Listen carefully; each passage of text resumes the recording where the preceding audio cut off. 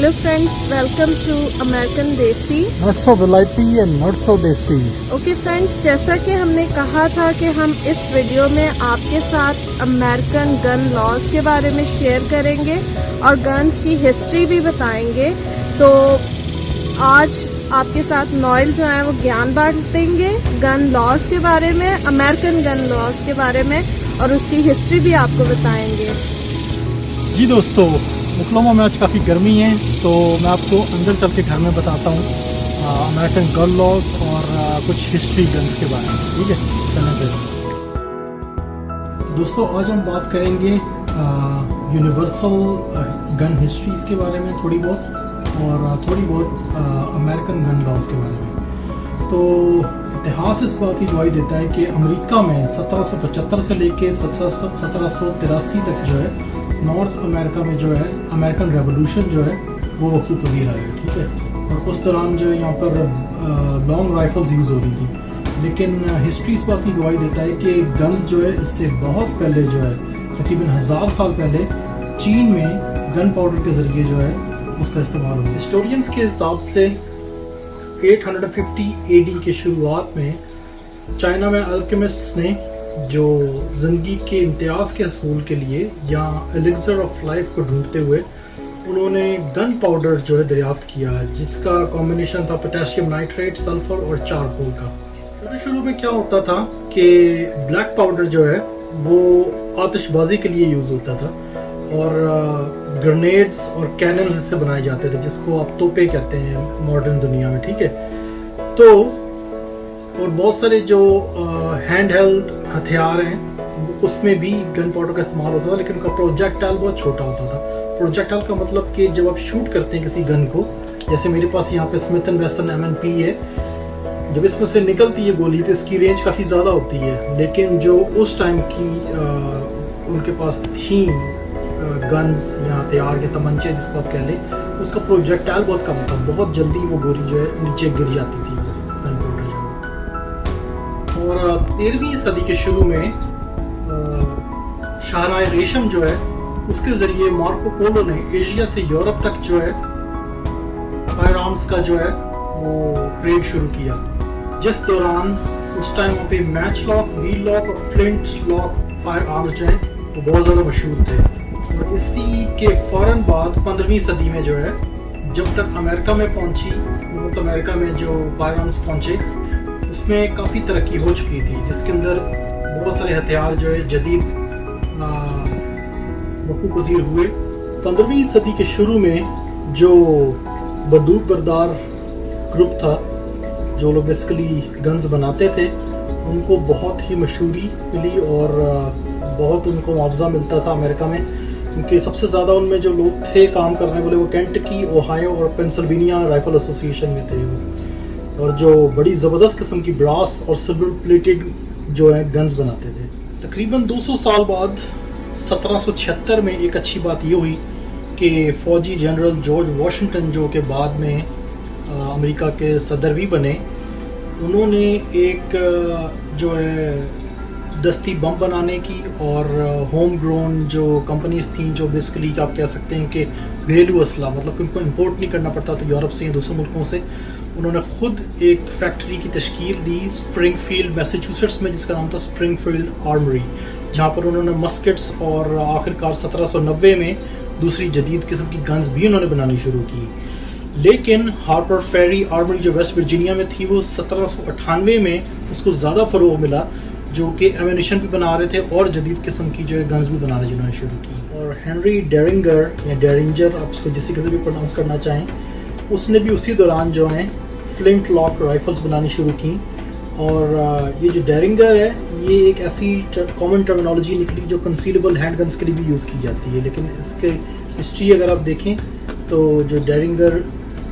Company थी उसने जो है राइफल्स और हैंड गन्स बनानी शुरू की उसी दौरान। कुछ टाइम बाद रेवोल्यूशनरी वॉर में अमेरिकन जो बहुत सारे मिलिशिया गुरिल्लास थे, उन्होंने जब जंग करनी शुरू की एक दूसरे के साथ, तो उस टाइम पे उनको बहुत अच्छी एक सहूलत ये मिली कि उनके पास लॉन्ग राइफल्स थी जिनके प्रोजेक्टाइल बहुत ज़बरदस्त थे, और उन्होंने जो है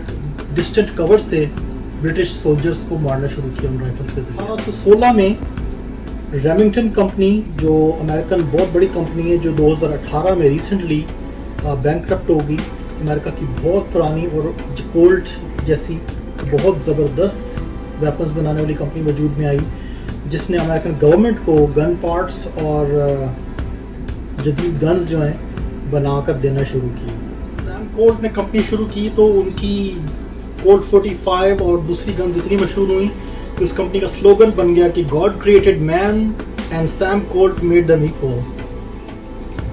फिर 1883 या 1883 में एक और दुनिया का बल्कि अमेरिका का बहुत मशहूर गन मेकर या गन स्मिथ वजूद में आया, जिसका नाम था जॉन मोसेस ब्राउनिंग। वो ऑगटन यूटा का रहने वाला था और उसने New Haven based Winchester Repeating Arms Company को जो है वजूद में लेके आया, जिन्होंने ऐसी राइफल्स बनाई जो पंप एक्शन राइफल्स थी, जिस तरह से पंप एक्शन शॉटगन्स भी हैं और तरह की राइफल्स भी हैं जो बहुत मशहूर हैं, जिसको आप अगर मॉडर्न दुनिया में अगर किसी से भी आप पूछें तो लोग ब्राउनिंग की गन्स जो है रखना वो एक फ़ख्र की बात समझते हैं आज के दौर में। फिर सेकेंड वर्ल्ड वॉर के बाद ही 1947 में हम देखते हैं कि एक मशहूर गन बनाने वाले ने, जिसका नाम मिखाइल क्लाशनकोव था, उन्होंने AK-47 राइफल जो है वो रशिया को दी, जो बहुत जिसने पजीराई पाई, जिसको AK-47 भी लोग कहते हैं और भी उसको बहुत सारे लोगों ने नाम दिए हैं। और उसी दौरान जो है पेंटागन ने जो वियतनाम वॉर चल रही थी उस गन की इफ़ेक्टिवनेस सुनी, उसकी मशहूरी सुनी और उन्होंने उससे सेम मिलती जुलती AR-15 राइफ़ल जो है वजूद में आई और उसी को बाद में मिलिट्री भी यूज़ करने लगी, जिसका दूसरा वर्जन था जिसका नाम था M16। और इन गन्स की खासियत ये थी कि ये जो है गैस ऑपरेटेड चेम्बर थे इनके, ठीक है। उसमें होता क्या था कि एक फ्रैक्शन जो है गैस का उसका जो निकलता था कार्ट्रिज में से, मसाला जैसे आप कह लें या बारूद कह लें, उसका जब जैसी चेम्बर में जाता था तो वो एक पावर क्रिएट करता था गन को बुलेट को लोड करने में, एग्जीक्यूट करने में, और उसी दौरान उसी पावर से जो है दूसरी जो गोली वो लोड होकर चेम्बर में आ जाती थी और वो 1 मिनट के अंदर 900 राउंड्स तक चला सकती थी अगर आपकी गन के पास एबिलिटी हो, जिसके साथ अगर आपने बेल्ट लगाया हुआ है या ड्रम आपने अटैच किया हुआ है। फिर 21वीं सदी में हम देखते हैं कि AK-47 का मॉडर्न वर्जन जो M16 जिसके बारे में भी मैंने जिक्र किया, गवर्नमेंट जो है अमेरिका की या और बहुत सी दूसरी गवर्नमेंट्स ने M4 जैसी कार्बिन राइफल्स जो हैं वो यूज़ करना शुरू की, जो कि बहुत ज़बरदस्त पावरफुल राइफल्स थी। और उसी का एक सिविलियन वर्जन AR-15 का आम सिविलियंस के पास भी है और उसका जो प्रोफेशनल वर्जन है जो कि ऑटोमेटिक है, जो M16 राइफल्स हैं जो आमतौर पे सिविलियंस को अलाउ नहीं की जाती, वो भी चल रही हैं। और जिसकी सबसे बड़ी मिसाल हमें मिलती है लास वेगस में, सन बर्नार्डिनो में और पार्कलैंड फ्लोरिडा में जो है दहशतगर्दी के कुछ इंसिडेंट्स हुए जिसमें उन लोगों ने M16s ही यूज़ की लोगों को मारने के लिए। कि सेमी ऑटोमेटिक गन्स हैं और फुली ऑटोमेटिक गन्स हैं, जिसमें सबसे बड़ा फ़र्क ये है कि जो सेमी ऑटोमेटिक होती हैं उसमें एक ट्रिगर पे एक ही गोली निकलती है, जबकि ऑटोमेटिक में एक दफ़ा ट्रिगर पे हाथ रख दें तो मल्टीपल राउंड जो है वो फायर हो सकते हैं। अच्छा, वो आपको मैं जैसे बता रहा था, आपको मैं दिखाता हूँ कि जैसे मेरे पास ये ग्लॉक है और इसके अंदर जो है ये एक्सटेंडेड मैगज़ीन तो नहीं है ये, लेकिन ये एक 17 राउंड्स इसके अंदर डाल सकते हैं, ठीक है। आपको इस तरह की भी मिलेंगे मैगज़ीन जिसमें आप 30 से लेके इवन 60 राउंड्स तक भी आपको ग्लॉक के लिए मिल जाएगा, यू नो। तो मेरी स्टेट में तो लीगल है, लेकिन कुछ ऐसी स्टेट्स हैं जहाँ पर ये अलाउड नहीं है ये चीज़ें, इतने एक्सटेंडेड मैगज़ीन्स या और तरह के बम्प स्टॉक्स जो हैं वो कुछ स्टेट्स में हैं, कुछ स्टेट्स में नहीं है। लेकिन सुनने में यही आ रहा है कि ये पूरे अमेरिका में बम्प स्टॉक जो है वो इलीगल होने वाला है, लेकिन वो उसका हैंडगन से ताल्लुक़ नहीं है, उसका राइफल्स के साथ ताल्लुक़ है, क्योंकि बम्प स्टॉक जो है वो एक राइफल के साथ होता है और उसका आपका कंधे के ऊपर यहाँ पर टच होता है, ठीक है। और रिकॉल की वजह से जैसी झटका लगता है तो वो ऑलमोस्ट ऑटोमेटिक वेपन के अंदर ट्रांसफॉर्म हो जाता है। अब चूँकि सेमी ऑटोमेटिक और ऑटोमेटिक गन्स की बात हो रही है तो मैं बम्प स्टॉक या बम्प फायर स्टॉक्स की भी बात कर लेता हूँ, जो आमतौर पे राइफल्स के साथ आमतौर पे वो यूज़ की जाती है, एक अटैचमेंट होती है जिसे बम्प स्टॉक कहते हैं। अगर आप देखेंगे बहुत सारे फौजियों के गन्स के साथ होती है, एक एक्सटेंशन जैसी निकली होती है, ठीक है, लॉन्ग सी इस तरह से शेप की होती है, वो कंधे पे रखी जाती है। अब उस बम्प स्टॉक से क्या होता है कि जिसकी किसी गन ट्रिगर कर रही होती है तो गन जो है उसकी रिकॉइल जो होती है वो बेसिकली यूज़ की जाती है बम्प स्टॉक में। जैसी गन को झटका लगता है तो बजाय कि आप ट्रिगर पुल करें वो बम्प की पुल के साथ जो है वो ऑटोमेटिकली जो है ना वो ऑटोमेटिक वेपन बन जाता है। एक रेगुलर वेपन भी ऑटोमेटिक का काम करना शुरू कर देता है। उसके लिए आपको बटन नहीं दबाना पड़ता, लेकिन आपको एवरी ट्रिगर जो है ना आपको इससे ट्रिगर आपका चलना शुरू हो जाता है बार बार, ठीक है, रिपीटेडली, और उससे वो कोई भी वेपन जो है वो ऑटोमेटिक बन सकता है। इसी वजह से अमेरिकन गवर्नमेंट ने बम्प स्टॉक जो है वो बैन कर दिए अमेरिका में, जबकि दूसरे मुल्कों में शायद अभी भी राइज होंगे। और चीज़ आपको मैं जिसके बारे में मैंने रिसर्च की आपको मैं पढ़ के सुनाता हूँ यहाँ से, जो कि बहुत ही इंटरेस्टिंग बात है। सेकंड अमेंडमेंट है अमेरिका की, जो कॉन्स्टिट्यूशन की, उससे रिलेटेड ये चीज़ है। और इसमें लिखा है कि रियासत मुत्तहिदा अमेरिका के आइन की दूसरी तरमीम में लिखा गया है कि एक अच्छी तरह से मुंतज़म मिलिशिया जो एक आज़ाद रियासत की सलामती के लिए ज़रूरी है, लोगों को असला रखने के हक़ की खिलाफ वर्जी नहीं होगी, ठीक है। जिसका मतलब ये है कि अगर अमेरिका की बहबूद की हिफाजत के लिए अगर आपको हथियार उठाने पड़ते हैं तो आपकी गवर्नमेंट आपको इजाज़त देती है, भला आप किसी मिलिशिया के साथ ही आपका कोई वास्ता क्यों ना हो। लेकिन आमतौर पर अगर आपका किसी मिलिशिया के साथ वास्ता हो तो ये चीज़ एक तरीके से गैर कानूनी भी समझी जाती है। और अंग्रेज़ी में सेकेंड अमेंडमेंट जो है यूनाइटेड स्टेट्स कॉन्स्टिट्यूशन की, वो ये है कि a well regulated militia being necessary to the security of a free state, the right of the people to keep and their arms shall not be infringed. आपको एक और बात बताता चलूँ कि बहुत सारी असॉल्ट राइफल्स और इस तरह के जो ममनू असले हैं वो आप नेवाडा जैसी स्टेट में भी, जहाँ पर इतनी दहशतगर्दी हुई और एक इंसान ने होटल रूम से कितने सारे लोगों को मार दिया, तकरीबन 300-350 लोगों को उसने जो है असॉल्ट राइफल से मारा। इसके बावजूद आप उस स्टेट में भी और भी बहुत सारी स्टेट्स में जो है गन्स को बाय, सेल और एक्सचेंज आप कर सकते हैं प्रॉपर लाइसेंसेस के साथ। अलबत्ता अगर आपको फुली ऑटोमेटिक गन्स चाहिए तो उसके लिए आपको जो है US bureau of alcohol, tobacco and fire arms and explosive, जिसको ATF कहते हैं, उससे आपको स्पेशल एक लाइसेंस बनवाना पड़ता है या एक आपको ऑथराइजेशन चाहिए होती है, जिसके बाद आप इस सारी चीज़ें आप रख सकते हैं, यूज़ नहीं कर सकते, चूँकि असॉल्ट राइफल्स जो हैं वो ख़तरनाक हैं। और आपको एक और बात बताता चलूँ, जैसा AR-15 एक राइफ़ल है, तो AR से मतलब असॉल्ट राइफल नहीं है, इसका मतलब है आर्मालाइट राइफल, जो एक राइफल्स बनाने की कंपनी है, आर्मालाइट। सो AR का मतलब असॉल्ट राइफल या ऑटोमेटिक राइफल नहीं है, ये मैं बताता चलूँ, ठीक है। और असॉल्ट राइफल्स जो हैं वो हमेशा से अमेरिकन गवर्नमेंट ने यही बात की कि बैटल फील्ड को बिलोंग करती हैं, जहाँ पे जंग का समा हो, ना कि एक पब्लिक सेफ्टी रिस्क बनाया जाए इसको, जिससे आप बहुत सारे लोगों को मार सकते हैं अगर किसी के पास हो और अगर कोई सर फिरा हो तो जिसके नतीजे भी फिर उसको भुगतने पड़ेंगे। मुख्तसरन मैं आपको ये बताना चाहूँगा कि अमेरिकन सुप्रीम कोर्ट ने जो है इस बात को अनाउंस कर दिया फाइनली कि सेकेंड अमेंडमेंट जो है वो असॉल्ट वेपन्स को एक्सेप्ट नहीं करता। वो इसलिए क्योंकि वो बैटल फील्ड के लिए हैं, वो एक आम दुनिया में अपने सेल्फ डिफेंस के लिए यूज़ नहीं की जा सकते। अलबत्ता गन लॉज जो है वो स्टेट टू स्टेट वेरी करते हैं, ठीक है। जिस तरीके से एक चीज़ होती है लॉ में, इसको कहा जाता है गन लॉज की दुनिया में रेसिप्रोसिटी लॉज, ठीक है। तो अगर रेसिप्रोसिटी जो है आपकी का मतलब है कि मिसाल के तौर पे ओक्लाहोमा जहाँ पे मैं रहता हूँ, यहाँ पर भी अगर गन आप लाइसेंस या लाइसेंस के बिना रख सकते हैं, और टेक्सास में भी रख सकते हैं, और इस तरह की और बहुत सी स्टेट्स में रख सकते हैं। तो रेसिप्रोसिटी का मतलब होता है कि अगर वो स्टेट्स भी बेसिकली अगर in alliance with Oklahoma gun laws हैं, तो मैं अगर यहाँ से अपनी गन टेक्सास ले जाऊँ या किसी दूसरी स्टेट में ले जाऊँ जो इन लॉस को या इन प्रिविलेजेस को वेलकम करते हैं, एंटरटेन करते हैं, तो आप वहाँ पर भी गन्स को ले जा सकते हैं बगैर किसी दिक्कत के, बगैर किसी परेशानी के। और अगर आपको कोई कॉप रोकता है गाड़ी में या किसी भी तरीके से, तो आप उससे बता सकते हैं कि आपके पास आउट ऑफ स्टेट जो है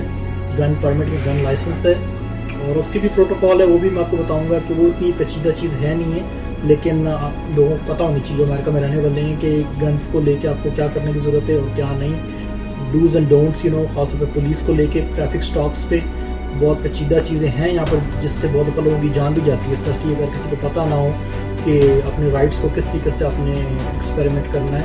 और किस तरीके से लाइफ बसर करनी है। तो ये बहुत इंटरेस्टिंग चीज़ है। लेकिन असॉल्ट वेपन्स के बारे में अभी भी चल रही हैं बहुत सारी चीज़ें। कुछ स्टेट्स में जो है वो आप रख सकते हो, कुछ स्टेट्स में आप जो है एक्सटेंडेड मैगजीन्स नहीं रख सकते। फ्रेंड्स, तो आपको एक इम्पॉर्टेंट बात मैं बताना चाहता था, और वो ये है कि आप किसी भी मुल्क में रहते हैं, कुछ चीज़ों के लॉज जो होते हैं यूनिवर्सल होते हैं, और वो ये है कि आपको कोई भी बताएगा, इंसान जो लॉ एनफोर्समेंट में काम करता होगा, कभी भी ये गन जो है किसी की तरफ अपने पॉइंट नहीं करनी, ठीक है, unless you really want to shoot somebody, ठीक है। अगर आपको थ्रेट फील हो रही है सिर्फ तब आप किसी तरफ गन पॉइंट कर सकते हैं, ठीक है। कभी भी आपने गन पॉइंट नहीं करनी है, आप किसी भी सिचुएशन में कहीं भी हैं आपने इसको पॉइंट डाउन करके रखना है, ठीक है, ज़मीन की तरफ, अपनी तरफ भी नहीं, आप क्या खुदा न खास्ता अपने आप को शूट ना करने गलती से, ठीक है। तो हमेशा जो है गन को कभी भी इसकी तरफ अपने पॉइंट नहीं करना, ठीक है। ये एक आपको मैं एक सेफ्टी की चीज़ बता रहा हूँ। तो अपनी गन को हमेशा सेफ्टी ऑन रखें उसकी, ठीक है। जो मेरे पास गन है इसकी सेफ्टी इस टाइम ऑन है, इस टाइम इसकी ऑफ है, ठीक है। इसको ऑन रखना है और इसको हमेशा अपने पॉइंटेड डाउन रखना है, ये याद रखिए। आपको साथ ही में बताता चलूँ कि सेकेंड अमेंडमेंट एक बहुत पावरफुल अमेंडमेंट है अमेरिकन कॉन्स्टिट्यूशन में for the right to bear arms for normal citizen, लेकिन at the same time assault weapons को लेके इसमें कोई तरमीम नहीं ऐसी इतनी बड़ी की गई जिसकी वजह से बहुत सारे लोग जो दहशतगर्दी का निशाना भी बने। लेकिन 1994 में बिल क्लिंटन ने एक लॉ बनाया जिसके तहत जो असॉल्ट वेपन्स को बैन किया गया, जो कि 2004 में वो बैन ख़त्म हो गया। इसके बाद भी बहुत सारी जो है राइफल एसोसिएशन की NRA की और बहुत सारी जो दूसरी एसोसिएशंस हैं जो गन लॉज को प्रोटेक्ट करती हैं, उन्होंने ये मुद्दा उठाया कि असॉल्ट वेपन्स जो हैं उनको भी लीगल करार दिया जाए। लेकिन गवर्नमेंट ने और इस तरह की बहुत सारे दूसरे ऐसे इदारे हैं जो प्रोटेक्ट करते हैं असॉल्ट वेपन के लॉज को, उन्होंने ये कहा कि असॉल्ट वेपन्स चूँकि एक इंसान की हिफाजत के लिए नहीं है, इससे दहशतगर्दी भी क्रिएट हो सकती है और बहुत सारा इंतशार फैल सकता है, तो उन्होंने इनको बार बार बैन करने की कोशिश की गई। उन्होंने बोला कि अगर आप किसी को हैंडगन्स रखनी है तो वो एक अलग बात है, उसके लिए कंसील कैरी के या ओपन कैरी के लाइसेंसेस भी मौजूद हैं। जिस तरह से मैं आपको बताऊंगा कि टेक्सास जैसी स्टेट में आप एक शॉटगन या राइफ़ल भी अपने कंधे पे लगा के आप घूम सकते हैं और उसके कोई लॉज नहीं है, जबकि मतलब उसकी आपको लाइसेंस की ज़रूरत नहीं है, परमिट की ज़रूरत नहीं है। जिससे कैसे पाकिस्तान, इंडिया में या दूसरे ममालिक में जो है गन्स के लॉ फ़र्क तरह के हैं, वहाँ पे आपको फ़र्क वेपन्स के लिए फ़र्क तरह के लाइसेंसेस चाहिए होते हैं, जबकि यहाँ पर जिसको डेरिंजर या डेरिंगर लाइसेंस बोलते हैं, जो वो एक इस तरह की कोई भी गन हो, हैंड हेल्ड गन जो है, उनके लिए आपको बेसिकली परमिट चाहिए होता है कंसील कैरी के लिए। जैसे कैसे मेरे पास भी एक लाइसेंस है जो बेसिकली इस तरह की गन्स के लिए, ठीक है, राइफल्स के लिए नहीं। चूँकि मैं ओक्लाहोमा में रहता हूँ तो यहाँ पर आप ओपन कैरी जो है शॉर्ट गन्स को या राइफल्स को नहीं कर सकते। अलबत्ता इसको भी मैं हाथ में पकड़ के नहीं घूम सकता। मेरे पास ये दूसरी गन है ग्लॉक की, ये भी होल्स्टर के अंदर है। अगर मैं बाहर निकलूँगा तो मुझे होल्स्टर में लगा के अपने बेल्ट पे इसको क्लिप करके फिर मैं इसको बाहर लेके घूम सकता हूँ, ऐसे मैं इसको बाहर लेके नहीं घूम सकता, ठीक है। और अगर इसको मैंने कंसील किया हुआ, मिसाल तौर पर अगर मैंने इसको कंसील का मतलब होता है छुपाना, गाड़ी में या अपने मैंने पैंट के अंदर कंसीलेबल होल्स्टर्स भी मिलते हैं, अगर उसके अंदर मैंने इसको बांध के रखा हुआ है तो उसमें कोई ऐसा मसला नहीं है। लेकिन अगर लॉन्ग राइफल्स या शॉटगन्स की बात हो रही है तो वो यहाँ पर आप ओपन कैरी आप उसको नहीं कर सकते। आपको गन को, जो शॉटगन जो होती है, उसको लॉक करना पड़ेगा या राइफ़ल को, और अपने जो है ट्रंक में रखना पड़ेगा। या अगर आप कहीं भी जाते हैं तो आपको बताना पड़ेगा कि आपके पास जो है इस तरह की गन है, और उससे रिलेटेड डिपेंड करता है कि उस स्टोर के बिज़नेस के किस तरह के लॉज हैं, वो आपको अलाउ करेंगे या नहीं करेंगे। अलबत्ता आपको एक और बात बताता चलूँ कि यहाँ पे अमेरिका में फेडरल बिल्डिंग्स में आप जितना बड़ा मर्जी आपके पास अच्छा लाइसेंस हो, कुछ भी क्यों ना हो, आप वहाँ पे वेपन्स अंदर फेडरल बिल्डिंग के अंदर नहीं लेके जा सकते, जिसमें से सिटी हॉल आ जाती है, यहाँ पे कोर्ट्स आ जाते हैं, और बहुत सारे इस तरह के गवर्नमेंट के इदारे जैसे सोशल सिक्योरिटी ऑफिस हैं, ये सब फेडरल बिल्डिंग्स कहलाती हैं। इनके अंदर आपके पास भला ही किसी किस्म का भी वेपन्स का लाइसेंस हो, आप हथियार को कैरी नहीं कर सकते, अंदर आप नहीं लेके जा सकते। अब आपको बताता चलूँ कि 1994 में कांग्रेस ने एक वायलेंट क्राइम कंट्रोल का लॉ इन्फोर्समेंट एक्ट ऑफ 1994 को अडॉप्ट किया, जिसमें असॉल्ट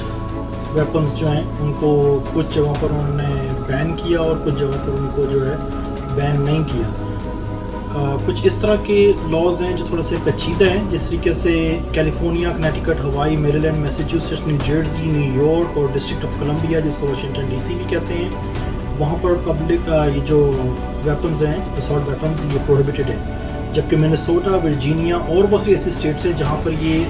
असॉल्ट वेपन अगर किसी ने रखना है तो वो लॉज जो है वो रेगुलेटेड है, वो बैन नहीं है। सो कानून की जो सी पेचीदगी हैं, तो मैं बोलूँगा कि जिसको इस तरह की चीज़ें रखने का शौक़ है, तो कोई इंसान अब इस तरह के स्टेट में तो सिर्फ ऑल टुगेदर मूव नहीं हो सकता जस्ट बिकॉज के वहाँ पर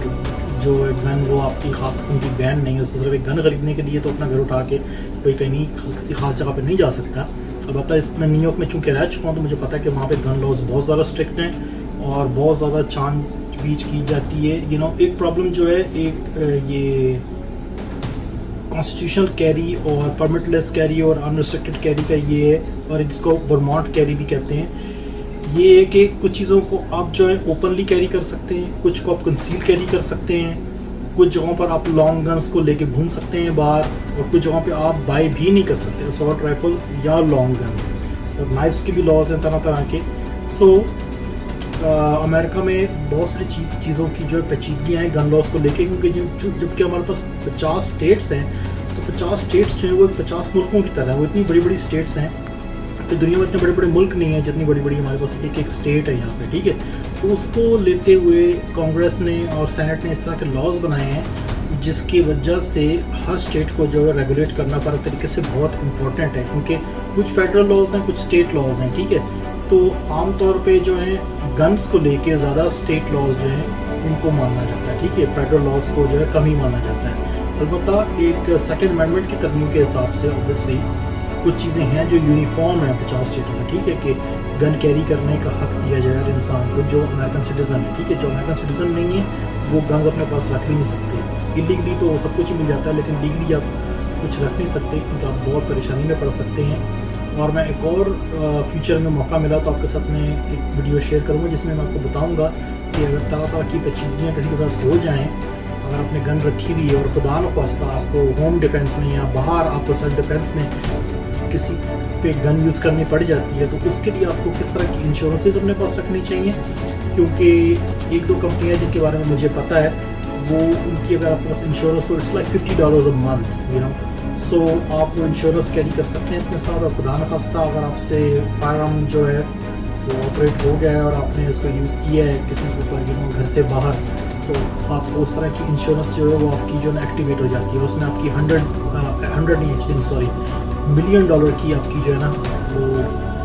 लिमिट है। तो अगर आपको खुदा न खास्ता अगर आपको लॉयर हायर करना है, तो वो $1 मिलियन तक आपको जो है ना, अगर आपको जाना बढ़ना है या लॉयर की फ़ीस अदा करनी है, कुछ भी, तो आपको जो है ना वो इंश्योरेंस अपने पास रखनी चाहिए। तो मेरे ख्याल से कुछ लोगों की मेंटल असेसमेंट भी होनी चाहिए। बहुत से लोगों का ये मानना है जो गन्स अपने पास रखते हैं, क्योंकि कुछ स्टेट्स में सुनने में आया है कि मेंटल असेसमेंट भी होती है कुछ लोगों की, खासतौर पर जिनका वायलेंट बैकग्राउंड हो। अगर किसी का डोमेस्टिक वायलेंस का बैकग्राउंड है तो उसको तो गन्स भी नहीं रखने देते बहुत स्टेट्स में। तो इनकरेज ये किया जा रहा है बहुत सी स्टेट्स में कि वो फेडरल गवर्नमेंट के साथ जो है वो कंप्लाई करें, और अगर किसी इंसान का फेडरल लेट से कि किसी ने कोई क्राइम किया है तो उसका रिपोर्ट होना चाहिए, ताकि फिर वो किसी दूसरी स्टेट में जाके उस स्टेट की फ्लेक्सिबिलिटी या लीनियंसी की वजह से गन्स ना ख़रीद सकें। तो इस वीडियो को मैं यहीं पे ख़त्म करता हूँ, और अगर आपका कोई सवाल होगा आप मुझे प्लीज़ पोस्ट कीजिएगा और उसका मैं आपको जवाब दूंगा। मुझे दूसरे मुल्कों के बारे में ज़्यादा नहीं पता, मुझे इतना पता है कि यूरोप में और यूके में गन लॉज बहुत स्ट्रिक्ट हैं, और वहाँ पे सिविलियंस को गन रखने की इजाज़त नहीं है। जबकि मैं तो कहता हूँ कि अगर इंडिया पाकिस्तान जैसी जगह पर भी अगर किसी को लीगली गन्स रखने का शौक़ है तो वो परमिट्स लें और गन्स अपने पास रखें। ये किसी को नुकसान पहुँचाने के लिए नहीं है, ये एक आपका इंसानी हक भी है। और दूसरी बात ये कि आपकी और आपकी फैमिली की सहूलत के लिए, उनके डिफेंस के लिए बहुत ज़रूरी है। Everybody should have the right to bear arms, you know, and carry arms in them all the time. I do, and my family supports that, and I love that fact. So next video में मिलते हैं American देसी की। मेरी wife के channel को मुगल मेज़बान kitchen, जिसका लिंक डिस्क्रिप्शन में नीचे होगा, उसको लाइक, शेयर और सब्सक्राइब करना मत भूलिएगा। God bless you all and God bless America.